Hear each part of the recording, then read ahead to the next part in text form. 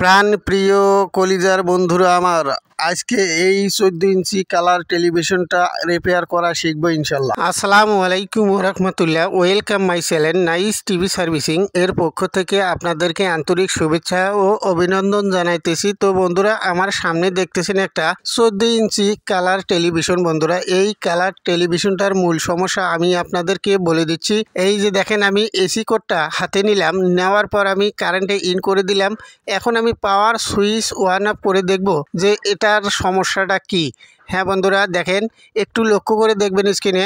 হ্যাঁ বন্ধুরা, দেখেন পাওয়ার কিন্তু নেই, একদম পাওয়ার নেই। তো আজকে এই পাওয়ার সাপ্লাইটা রিপেয়ার করা শিখবো ইনশাল্লাহ, আমি কথা দিয়েছিলাম। তো যাই হোক বন্ধুরা, মূল কাজে যাওয়ার আগে আপনাদের কাছে ছোট্ট একটা অনুরোধ বন্ধুরা, ভিডিওতে যদি নতুন হয়ে থাকেন অবশ্যই চ্যানেলটাকে সাবস্ক্রাইব করে রাখবেন, পাশে থাকা বেল আইকনটি বাজিয়ে দেবেন। বন্ধুরা, আমি টিভিটাকে খুলে নিলাম চারপাশে। হ্যাঁ বন্ধুরা, এখন আমি আস্তে আস্তে করে কেবলগুলো খুলে দিচ্ছি। আপনারা চাইলে এইরকম করে কিন্তু খুলতে হবে। হ্যাঁ বন্ধুরা, আমি যে রকম করে কেবলগুলো খুলে নিচ্ছি আপনারাও এরকম করে খুলে নেবেন। নেওয়ার পর আমি যেটা করা লাগে আমি আপনাদেরকে বলে দেবো ইনশাল্লাহ। তো যাই হোক, আমার কেবলগুলো কিন্তু খোলা শেষ। হ্যাঁ বন্ধুরা, আমি যেটা করব এখন, এই যে দেখেন এই পাশে একটা কেবল আছে। তো যাই হোক, নতুন বন্ধুরা, এই পাওয়ার সাপ্লাই যদি আপনারা রিপেয়ার করা শিখতে চান তাহলে ধৈর্য সহকারে আমার সাথে থাকা লাগবে। তো যাই হোক বন্ধুরা, আমি সার্কিটটাকে উল্টিয়ে নিলাম। নেওয়ার পর আমাকে এখন যেটা করা লাগবে, একটা এসি কোড লাগবে বন্ধুরা। আমি এখানে সোল্ডার করে নেব। এই যে দেখেন, আমি এসি কোডটা হাতে নিলাম। হ্যাঁ বন্ধুরা, এই যে দেখেন, এই তার দুটো আমি সোল্ডার করে নেব। নেওয়ার পর আমি কারেন্টের লাইনটা ইন করে দেবো বন্ধুরা। তার আগে বন্ধুরা একটা জিনিস আমার লাগবে। এই যে দেখেন, একটা তার এখানে নিলাম। আমি এখন এই সার্কিটের বডি লাইনে আমি শর্ট করে দিলাম। হ্যাঁ বন্ধুরা, এখন আমি মিটারের কালো তারটা এখানে ঢুকিয়ে দেবো বন্ধুরা, শর্ট করে দেবো। এই যে দেখেন, আমি শর্ট করে দিলাম। এখন আমার লাল তারটা দিয়ে সর্ব সার্কিটের আমি ভোল্টেজটা মাপ দিতে পারবো। তো যাই হোক, আমি মিটারে গেলাম, মিটার সিলেক্ট করে নিলাম 250 বন্ধুরা। এখন আমি কারেন্টের লাইনটা ইন করে দেব। দেওয়ার পর আমি ভোল্টেজটা মাপ দেবো। এই যে দেখেন, আমি এসি কোডটা হাতে নিলাম। এখন আমি কারেন্টের লাইনটা ইন করে দেবো বন্ধুরা। তার আগে বন্ধুরা, আপনাদেরকে মিটার দিয়ে আমি সেকশনগুলো দেখিয়ে দিচ্ছি, একটু লক্ষ্য করবেন। এই যে দেখেন বন্ধুরা, আমি সর্বপ্রথম আমি হরিজন্টাল সেকশনে মিটারটা ধরলাম। এই যে দেখেন, এই যে হরিজন্টাল সেকশন, এটা আমি হরিজন্টালের পিনে ধরলাম। হ্যাঁ বন্ধুরা, একটু মিটারে লক্ষ্য করবেন। এই যে দেখেন, হ্যাঁ বন্ধুরা, মিটারে কিন্তু কোনো ভোল্টেজ নেই, একদম জিরো ভোল্টেজ বন্ধুরা। তার আগে বন্ধুরা, পাওয়ার ট্রানজিস্টরের প্রথম পিনে আমি ধরবো। এই যে দেখেন, আমি চপারের 1 নাম্বার পিনে ধরলাম। এখানে প্লাস ভোল্টেজ থাকার কথা। হ্যাঁ বন্ধুরা, একটু লক্ষ্য করবেন মিটারে। চপারের 1 নাম্বার পিনে প্লাস ভোল্টেজ থাকার কথা, সেখানে কিন্তু দেখেন মাইনাস ভোল্টেজ দেখাইতেছে। তো যাই হোক, আমি বন্ধুরা জীবনে প্রথম দেখলাম যে চপারের 1 নাম্বার পিনে বা ট্রানজিস্টরের মাঝখানের পিনে মাইনাস ভোল্টেজ দেখায়। তো যাই হোক, আমরা এটা আজকে সমাধান করব ইনশাল্লাহ। এই যে দেখেন কেলিভোট, এখানে আমি 110-এর রেজিস্ট্যান্সের মাথায় ধরবো একটু। হ্যাঁ বন্ধুরা, একটু লক্ষ্য করেন, এখানে কিন্তু জিরো ভোল্টেজ, যেহেতু মাইনাস হয়ে আছে। তো যাই হোক, মাইনাসটা কিসের জন্য হলো সেটাই আজকে দেখবো আমরা।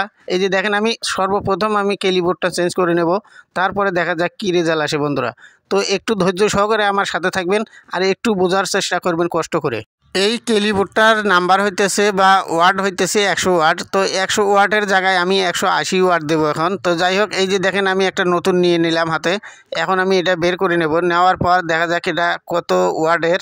হ্যাঁ বন্ধুরা, আমি বের করে নিচ্ছি।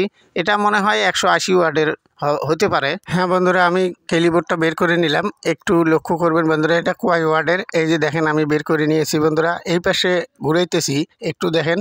হ্যাঁ বন্ধুরা, এটা 180 ওয়াটের হইতেছে। তো এইটা আমি আজকে লাগাবো। তো নতুন বন্ধুরা, আপনারা হয়তো বা প্রশ্ন করতে পারেন যে কেলিভোট কিভাবে লাগায়। বন্ধুরা, কেলিভোট লাগানোর এই রিলেটেড ভিডিও অনেক দেয়া আছে বন্ধুরা, দেখে আসতে পারেন। তো যাই হোক, আমি কেলিভোটটা লাগাইলাম বন্ধুরা। এই যে দেখেন, নতুন বন্ধুরা একটু ভালো করে খেয়াল করবেন, এই চপারের 1 নাম্বার পিনে কিন্তু মাইনাস ভোল্টেজ দেখাই। তো যাই হোক, আবারও আমি সুন্দরভাবে আপনাদেরকে ভোল্টেজগুলো মাপ দিয়ে দেখাবো।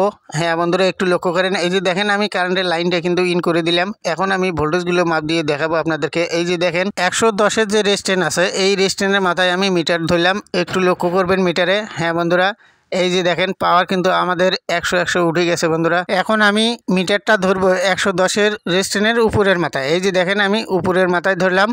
এখানেও কিন্তু 100 ভোল্টেজ দেখাইতেছে একুরেট। তো যাই হোক বন্ধুরা, আপনারা হয়তো বা প্রশ্ন করতে পারেন যে সপারের 1 নাম্বার পিনে যে মাইনাসটা দেখিয়েছিল এটা আপনি কিভাবে সারালেন। তো যাই হোক বন্ধুরা, আমি এই টিপসটা লাস্টের দিকে জানিয়ে দেব আর আপনাদেরকে দেখিয়ে দেবো। হ্যাঁ বন্ধুরা, আমি টিভিটাকে চালু করে নিলাম, আমাদের 100 কিন্তু চালু হয়ে গেছে টিভি। তো যাই হোক, আমি এখন এই টিপসটা জানিয়ে দেব আপনাদেরকে যে কোন জায়গায় শর্ট হওয়ার কারণে মাইনাস ভোল্টেজ হয়েছিল 1 নাম্বার পিনে। তো যাই হোক, এই যে দেখেন এখানে কেলিবোর্ডটা লাগাইছি, তারপরে এই যে সপারটা দেখতেছেন, এই সপারটা আমি চেঞ্জ করে নিয়েছি বন্ধুরা। এই যে দেখেন এখানে 1 নাম্বার পিন থেকে 3 নাম্বার পিনটা শর্ট হয়েছিল বন্ধুরা, যার কারণে মাইনাস ভোল্টেজ দেখিয়েছিল। তো যাই হোক, আমি কিন্তু সব কিছু ওকে করে নিলাম। আপনাদের যদি এই রকম সমস্যাটা কোনো দিন হয় তাহলে আপনারা এই সপারটা চেঞ্জ করে নেবেন, তাহলে 100 হয়ে যাবে ইনশাল্লাহ। তো যাই হোক বন্ধুরা, ভিডিওটা কেমন লাগলে অবশ্যই কমেন্ট করে মতামত জানাবেন।